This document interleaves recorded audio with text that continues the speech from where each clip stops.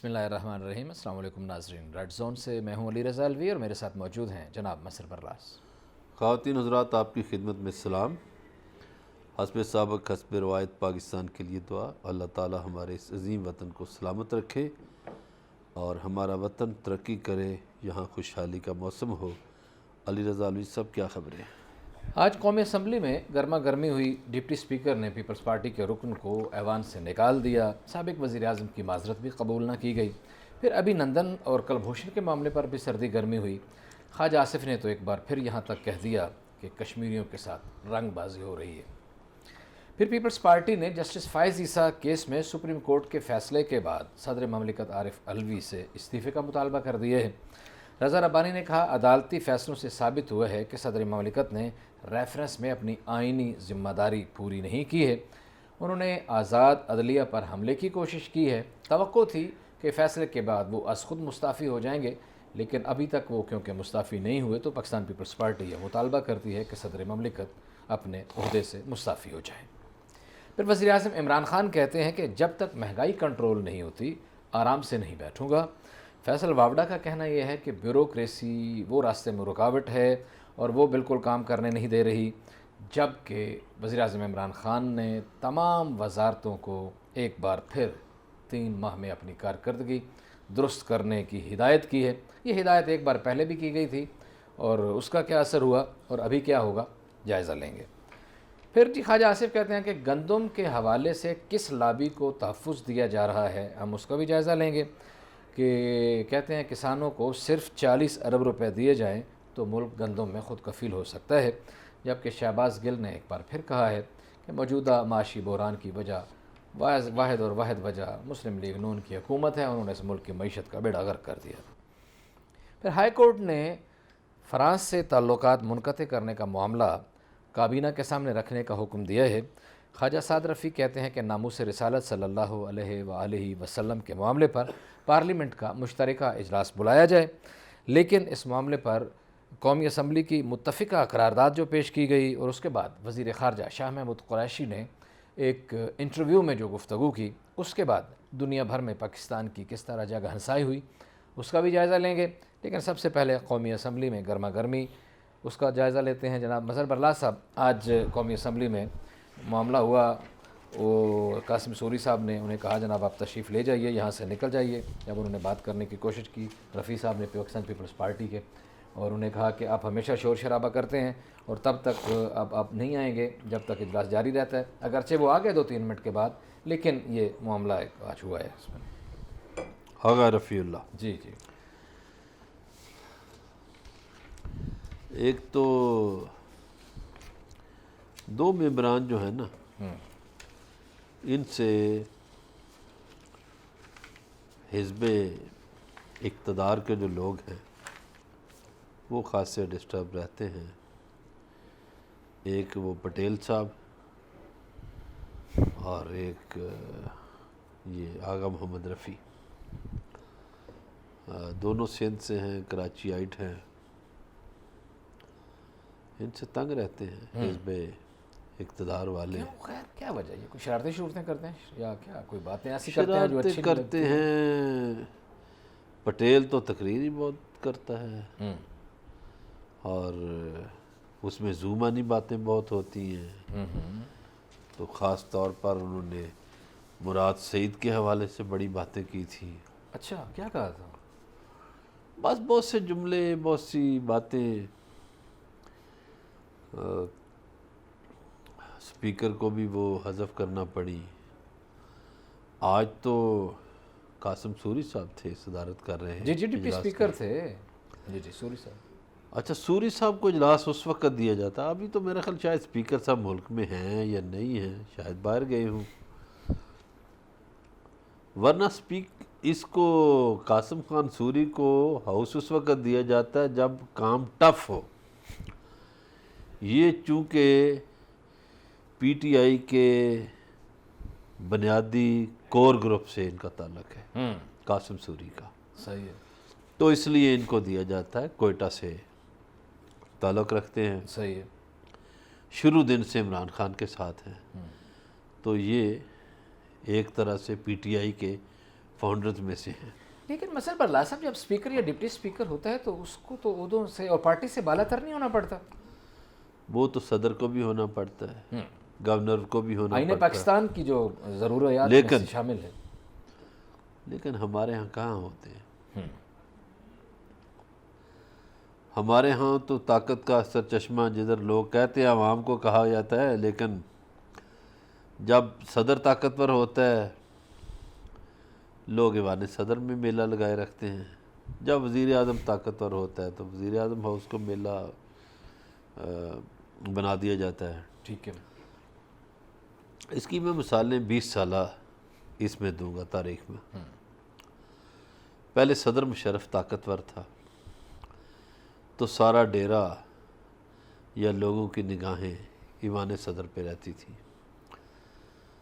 फिर आसिफ अली जरदारी सदर बन गए तो वज़ीर आज़म हाउस को कोई नहीं पूछता था, ईवान सदर की तरफ सबका रजू हो गया। सही है। फिर जब नवाज शरीफ साहब वज़ीर आज़म बने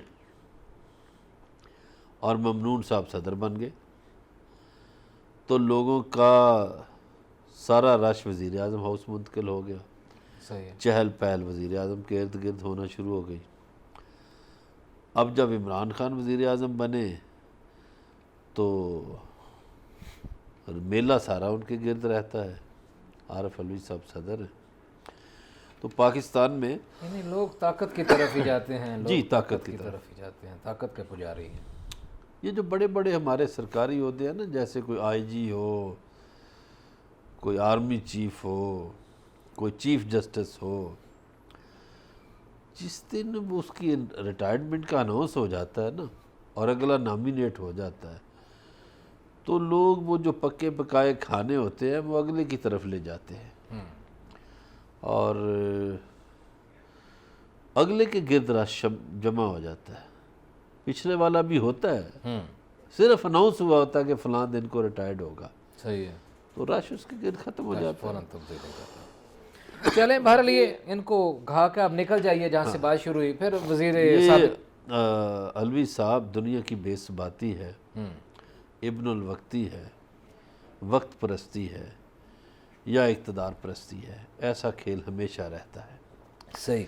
तो इन्होंने जब गुफ्तगू की तो साबिक़ वज़ीर आज़म राजा परवेज़ अशरफ ने डिप्टी स्पीकर से माज़रत की और कहा कि आप रूलिंग वापस लें, लेकिन कासिम सूरी ने माज़रत कबूल करने से साफ इनकार कर दिया और कहा कि आगा रफ़ी बाहर ही चले जाएँ और फिर वापस आएँ, उसके बाद मामला तब ख़त्म होगा। और उनको फिर कहा कि ये नहीं आ सकते, लेकिन 3-4 मिनट के बाद वो वापस आ गए। ये गड़बड़ हुई, वो बाहर गए, आ गए। जी, मैंने आपसे कहा ना कि कासिम सूरी ज़रा सख्त मजाज के हैं उस हवाले से। उन्होंने कहा।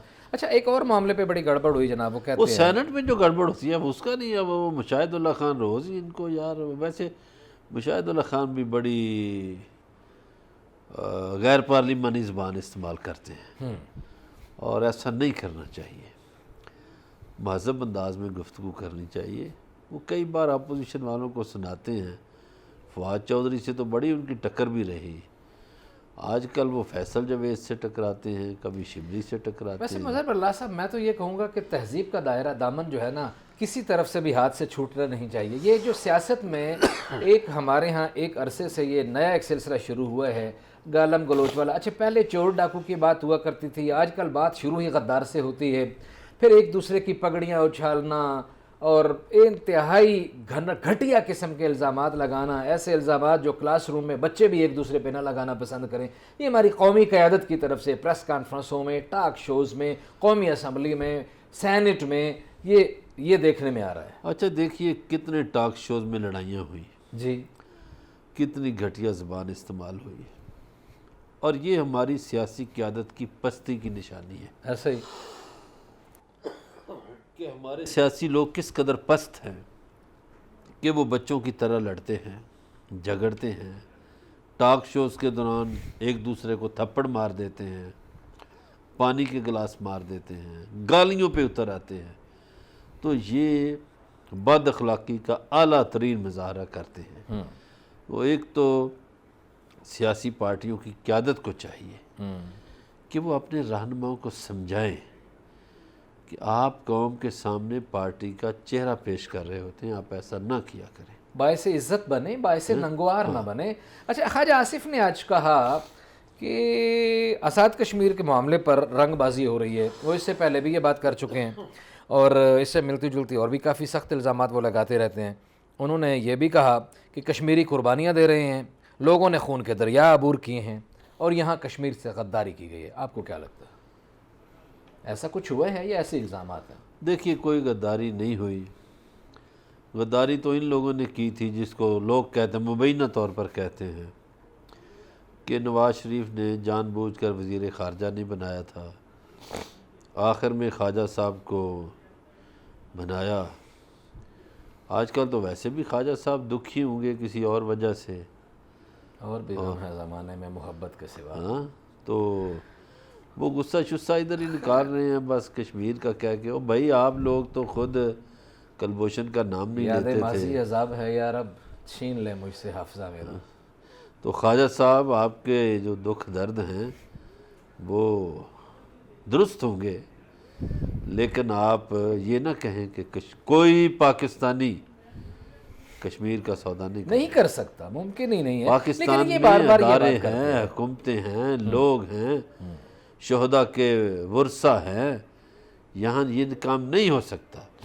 اور کیسے بابا قوم کا جو قول ہے یہ قوم کیسے فراموش کر دے کہ کشمیر پاکستان کی شہرگ ہے. جی, کشمیر پاکستان کی شہرگ ہے اور بابا قوم قائد اعظم محمد علی جناح کا جو فرمان ہے یہ قوم ان فرمودات کے مطابق آگے چل رہی ہے. بات چیت کا سلسلہ جاری, ہمارے ساتھ رہیے گا. ملتے ہیں ایک بریک کے بعد.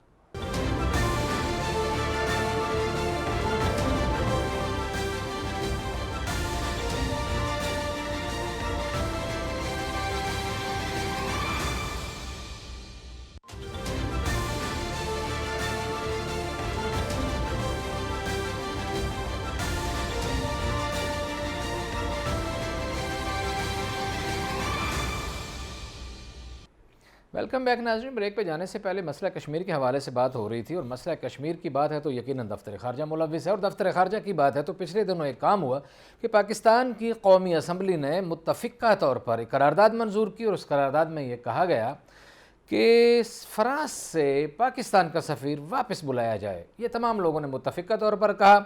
اس کے بعد ایک ٹی وی شو میں ہمارے پاکستان کے وزیر خارجہ شاہ محمود قریشی نے کچھ گفتگو کی تھی, وہ آپ کو سنائیں گے. ابھی تک اپوزیشن والے تو یہ کہتے رہے ہیں کہ یہ نالائق لوگوں کی حکومت ہے, ان کو بالکل کوئی پتہ نہیں ہے نظام سلطنت کیسے چلانا ہے. لیکن پاکستان کے ہمارے وزیر خارجہ, ان کے بارے میں یہ خیال کیا جاتا ہے کہ وہ ایک گھاک سیاستدان ہیں, سیزنڈ پروفیشنل ایک قسم کے سیاستدان ہیں. ان کا نام وزارت عظمیٰ کی دوڑ جب لگتی ہے تو بھاگ کے سب سے پہلے ان کا نام آتا ہے. اور انہوں نے اس حوالے سے ایک ٹاک شو میں کیا گفتگو کی, پہلے آپ کو وہ سناتے ہیں, پھر اس پہ تبصرہ کریں گے. دیکھیے, احتجاج تو ہم نے ریکارڈ کرایا ہے.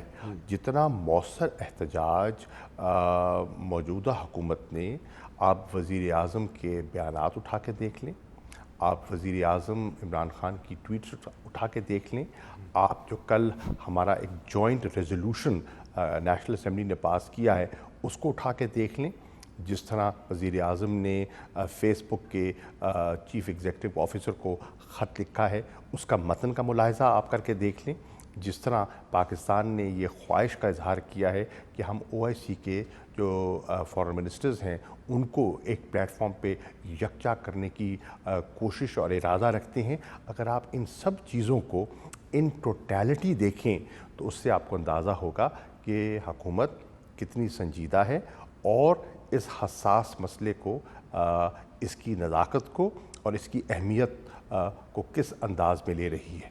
انہوں نے یہ کہا تھا کہ بھائی ہم سفیر کو واپس بلائیں گے, واپس بلانا چاہتے ہیں, ہم آپ کو وہ بھی سنائیں گے. ہمارے ساتھ جی ٹی وی کے بیورو چیف اسلام آباد جناب متین حیدر موجود ہیں. متین حیدر صاحب, آپ کو میں اپنے پروگرام میں خوش آمدید کہتا ہوں. بہت شکریہ علی رضا علوی صاحب. دیکھیے, پاکستان کی ایک عجیب غریب قسم کی جگ ہنسائی ہوئی کہ جب پاکستان کے وزیر خارجہ نے یہ بات کی کہ ہم سفیر کو واپس بلائیں گے, پہلے قومی اسمبلی متفقہ طور پر جو سارے لوگ وہاں بیٹھے ہوئے ہیں ان میں سے کوئی ایک بھی ایسا باخبر انسان نہیں ہے کہ جس کو پتہ ہو کہ ہمارا سفیر وہاں ہے ہی نہیں. پھر وزیر خارجہ بھی ایک ٹاک شو میں, بڑے ٹاک شو میں یہ بات کر رہے ہیں کہ ہم واپس بلا لیں گے, اور اس کے بعد یہ پورے ٹویٹر پہ پورے سوشل میڈیا پہ پاکستان کی جگہسائی ہوئی. بھارتی اخبارات نے ہمارا ٹھٹھا اڑایا کہ بھائی پہلے وہاں سفیر لگا تو لیجئے پھر واپس بلائیے. اس صورتحال پہ آپ کیا کہیں گے؟ جی میرے پاس تو الفاظ ہی نہیں ہے علی رضا علوی صاحب. پہلے تو بہت شکریہ اور پھر میں beginning in the name of Allah almighty بسم اللہ الرحمن الرحیم.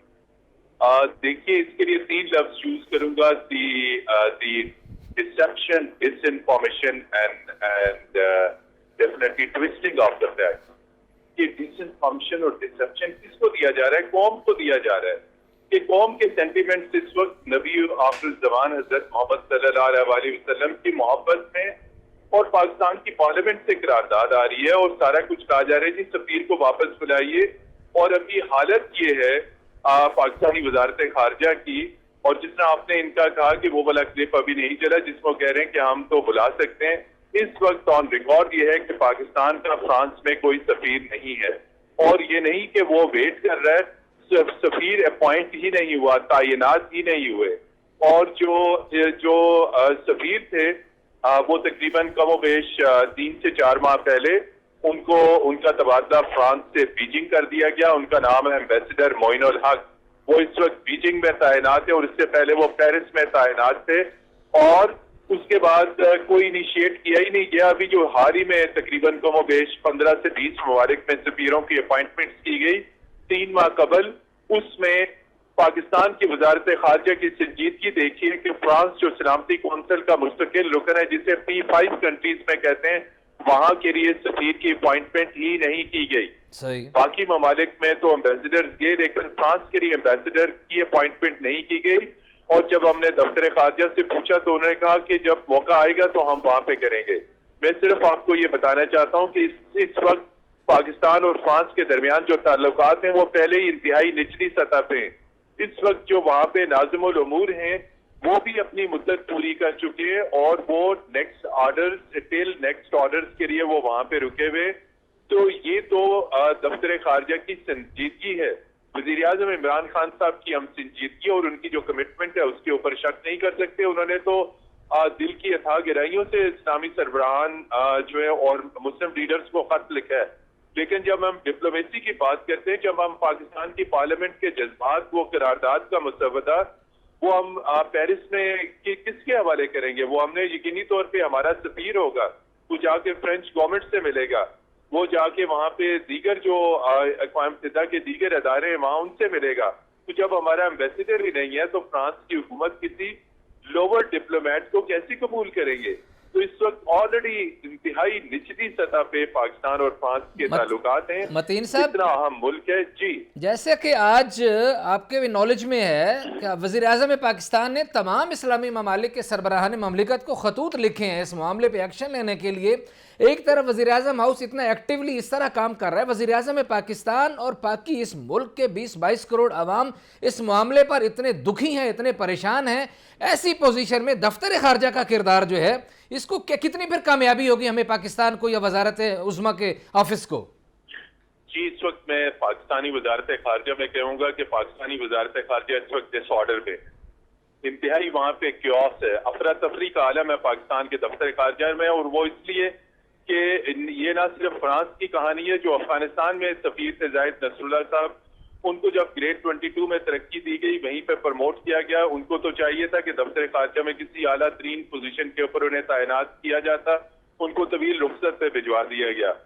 نیچے لیول کے جو سفارتکار ہیں وہ کیس آپ کے سامنے ہے, اس پہ ہم تبصرہ نہیں کریں گے, صرف کہیں گے کہ وہ ہائی کورٹ اسلام آباد ہائی کورٹ میں دفتر خارجہ کے مڈ کیریئر ڈپلومیٹس گئے ہوئے کہ یہاں پر تعیناتیاں جو ہے وہ پک اینڈ چوز ہوتی ہیں. تو مجھے یہ بتائیے وزیر خارجہ کیا جواب دیں کہ دفتر خارجہ کو سنبھالنا ان کا کام ہے؟ ان معاملات کو جو اب عدالتوں میں پہنچ چکے ہیں کس کا کام ہے؟ وزیر تجارت یا خزانہ یا وزیر اعظم کا کام نہیں ہے. وزیر اعظم نے تو فل فلیج وزیر خارجہ لگایا ہوا ہے. اب جو آپ نے سوال کیا کہ وزیر اعظم نے جو خطوط لکھے اور جو ہماری ڈپلومیسی ہے, آپ اگر یہ حقائق قوم سے چھپائیں گے, یہ پارلیمنٹ سے چھپائیں گے. وزیر خارجہ نے سینٹ قومی اسمبلی میں تقریریں کی, وہ بتاتے کہ دفتر خارجہ نے فرانس میں سفیر اپوائنٹ کیوں نہیں کیا. 3 ماہ ہو چکے ہیں, اور اگر یہ 3 ماہ سے پروسیس شروع کرتے تو آج وہ سفیر پیرس جا کے اپنی ذمہ داریاں سنبھال چکے ہوتے. میں متین یہ صاحب سمجھتا ہوں کہ وزیر آپ اعظم کی کو خاصی مہارت ہے اور آپ اندر کی خبریں لاتے ہیں. اس سے پہلے کہ میں برلاس صاحب کی طرح بڑھوں, میرا آخری کویسچن آپ سے یہ ہے, اندر کی خبر پھر جاتے جاتے دیتے جائیے گا, کہیں کوئی دوڑ تو نہیں لگی ہوئی سفارشیوں کی, سلیکشن نہیں ہو رہی امبیسڈر کے لیے فرانس کے لیے؟ جی بالکل, اندر کی خبر جسے کہتے ہیں کیبل, تو ہماری جو سفارتی کیبل ہے وہ یہی بتاتی ہے کہ اس کے لیے کوئی خاص منظور نظر ڈھونڈا جا رہا ہے, کیونکہ جو کمپیٹنٹ اس وقت لاٹ ہے اس کو نظر انداز کیا گیا ہے. وزیر خارجہ سے کئی مرتبہ یہ سوال کیا گیا کہ بتائیے کہ فرانس میں آپ نے پوزیشن پیرس میں کیوں خالی چھوڑی, اور جو ہے لیکن کوئی جواب نہیں تھا.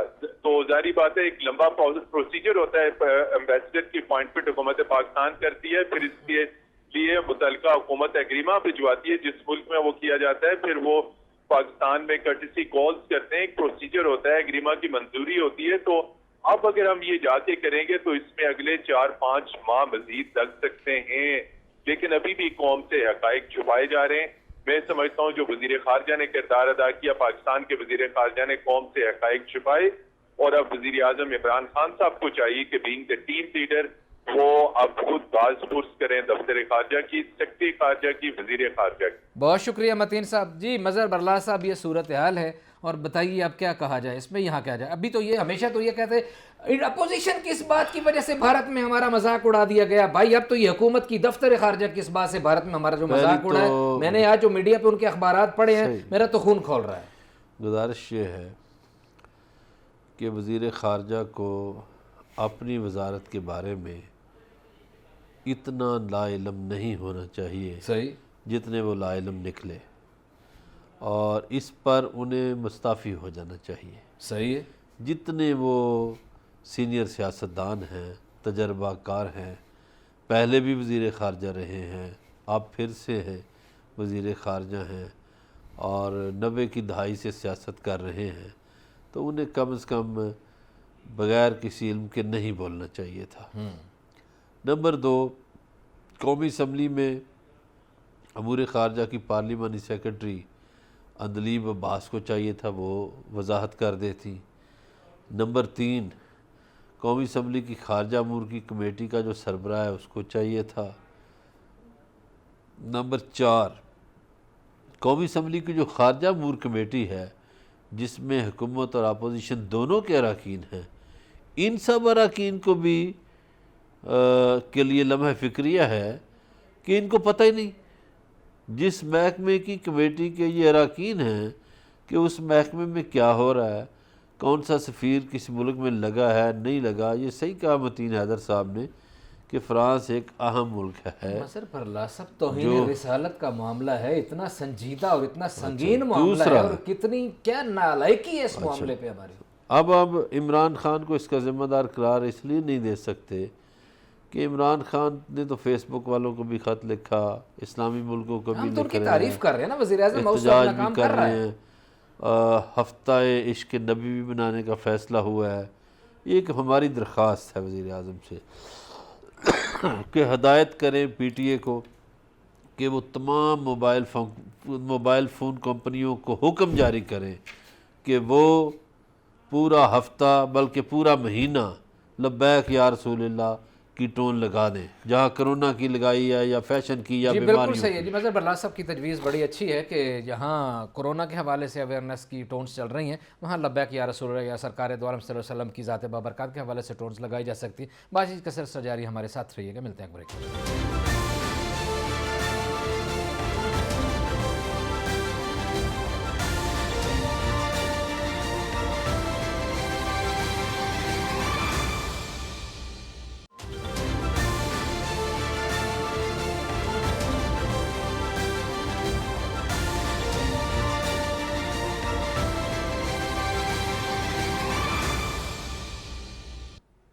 ویلکم بیک ناظرین. بریک پہ جانے سے پہلے ناموس رسالت صلی اللہ علیہ وآلہ وسلم کے حوالے سے بات ہو رہی تھی. عالمی برادری میں جو کیا گیا, فرانس نے جو کچھ کیا اس حوالے سے بات کی جا رہی تھی, اور فرانس کے رد عمل میں پاکستان میں جو کچھ ہو رہا ہے اس پر بھی بات کی جا رہی تھی.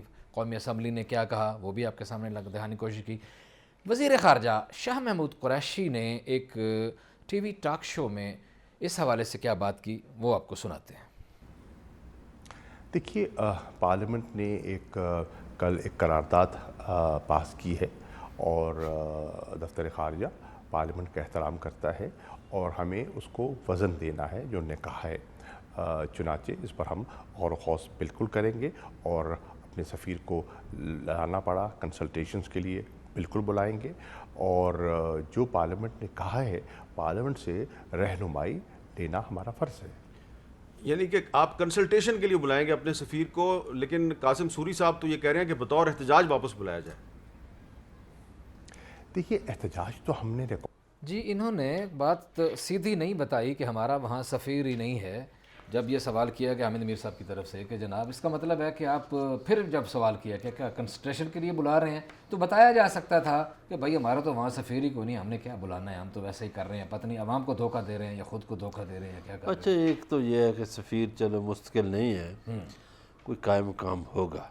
जब गुफ्तगू उनकी सुनी है तो उन्होंने जो कायम मकाम होगा उसमें ये सवाल चूँकि नहीं आया कि मुस्तकिल सफ़ीर है या नहीं है, तो जो उसके लिए ज़िम्मेदारियाँ अदा कर रहा है कंसल्टेशन के लिए तो उसको भी बुलाया जा सकता है।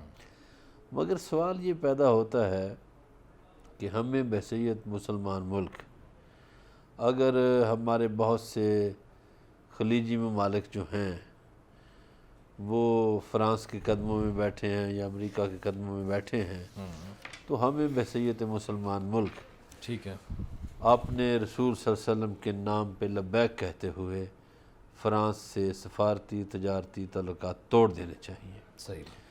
चूँकि वैसे भी या फिर फ्रांस को अपने रवैये पे नजरसानी करनी चाहिए, ये कि कोई वो अकड़ के अपनी बैठे। ये कोई अपनी तारीफ़ नहीं, नबी पाक सल्लल्लाहु अलैहि वसल्लम की ज़िंदगी में उन्होंने एक से ज़ायद मरतबा ये फरमाया कि मुझे इस तरफ से ठंडी हवा आती है। ये नहीं कहा कि मुझे कूफा से ठंडी हवा आती है या बसरा से आती है या सूडान से आती है, नहीं, सही, इस तरफ से। सही। और ये मैं बात देखिए रबीउल अव्वल का महीना है, रूहानी महफ़िलें अरूज पर हैं, तो मैं एक किसी रूहानी शख्सियत की बात बताने लगा हूँ कि उसने कहा कि मैंने पूछा, ज़ाहिर है ख्वाब में या जो भी उनका सिलसिला होगा, कि रसूल पाक सल्लल्लाहु अलैहि वसल्लम ज़्यादातर दुनिया में किस जगह खुशी से तशरीफ़ ले जाते हैं, तो उन्होंने पाकिस्तान का नाम बताया। एक तो पाकिस्तान बना उनकी मर्ज़ी से, उनके नाम पे बना, और पाकिस्तान में तो बहुत से आशिकान रसूल मौजूद हैं। ये माजी करीम में सूफ़ी बरकत अली साहब गुज़रे हैं, सही, बिल्कुल इतना बड़ा कुरान महल बनाया जहाँ इमाम हुसैन अलैहिस्सलाम ने नवाफल भी पढ़े। कोई शक नहीं, बिल्कुल सही। अच्छा जी, ये वज़ीर आज़म इमरान खान साहब ने आज फिर कहा है कि जब तक महंगाई कंट्रोल नहीं होती आराम से नहीं बैठूंगा। आज मेरे पास ना खैबर पख्तूनख्वा के कुछ बिजनेसमैन लोग आए, उन्होंने कहा जी 2 सूबे तो अनाज पैदा नहीं करते, बलूचिस्तान और खैबर पख्तूनख्वा, तो पंजाब और सिंध में होता है, और पंजाब के ज़्यादातर पंजाब में होता है। पंजाब के सारे कारोबारी तबकात की वाबस्तगी लंदन में बैठे हुए शख्स से है। शुगर मिलें जो हैं वो शरीफ फैमिली की हैं, आसिफ जरदारी की हैं या जहांगीर तरीन की हैं, ज़्यादा इन्हीं लोगों की हैं। अब उन्होंने 50 रुपये से 115 रुपये चीनी करके लोगों की जेब पे डाका मारा, उसी डाके से तहरीकें चलाई जा रही हैं, उसी डाके से फसाद डाले जा रहे हैं। तो मालूम ये हुआ, ये जो मुझे बिज़नेस कम्युनिटी ने बताया कि बड़े बड़े ज़ख़ीरा अंदोज़, बड़े बड़े ताजर, उनकी वाबस्तगियाँ उन पार्टियों से हैं। सही, चलें ठीक है।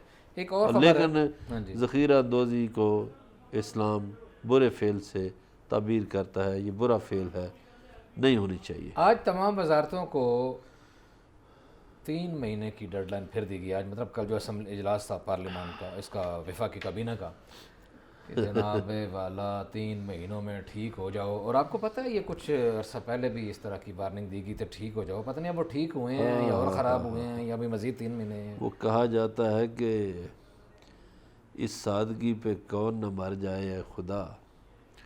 تو جب سے یہ حکومت آئی ہے، پہلے 100 دنوں کا ٹارگٹ دیا، پھر جی کارکردگی جانچی جائے گی، یہ میرا خیال ہے کوئی پتہ نہیں چوتھی دفعہ آ گیا ہے کہ جی کارکردگی۔